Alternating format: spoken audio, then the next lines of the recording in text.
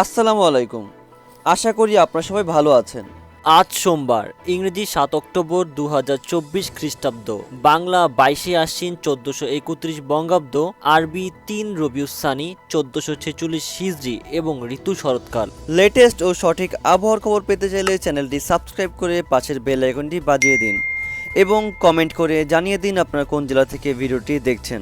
রাজশাহী বিভাগ, আজ সোমবার দুপুর ৩টার পর থেকে রাত ১০টার মধ্যে রাজশাহী বিভাগের সকল জেলায় হালকা থেকে মাঝারি বৃষ্টির প্রবল সম্ভাবনা আছে। আগামীকাল মঙ্গলবারও রাজশাহী বিভাগের জেলাগুলোয় বৃষ্টি অব্যাহত থাকার প্রবল সম্ভাবনা আছে।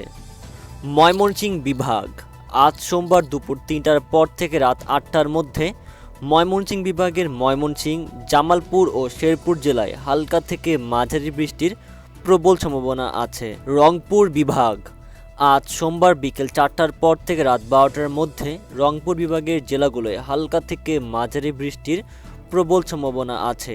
সিলেট বিভাগ, আজ সোমবার সন্ধ্যা ৬টার পর থেকে আগামীকাল মঙ্গলবার সকাল ৬টার মধ্যে সিলেট বিভাগের জেলাগুলোয় মাঝারি থেকে ভারী বৃষ্টির প্রবল সম্ভাবনা আছে।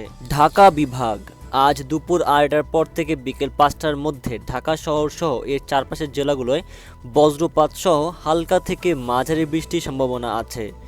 খুলনা বিভাগ, আজ সোমবার দুপুর ৩টার পর থেকে রাত ১২টার মধ্যে খুলনা বিভাগের সকল জেলায় হালকা থেকে মাঝারি বৃষ্টির প্রবল সম্ভাবনা আছে। চট্টগ্রাম বিভাগ, আজ সোমবার দুপুর ৩টার পর থেকে রাত ১২টার মধ্যে চট্টগ্রাম বিভাগের বেশিরভাগ জেলায় হালকা থেকে মাঝারি বৃষ্টির প্রবল সম্ভাবনা আছে।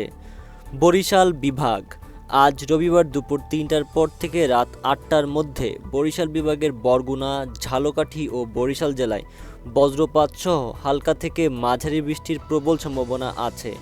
এখন আপনাদের বলবো পশ্চিমবঙ্গের আবহাওয়া পূর্বাভাস।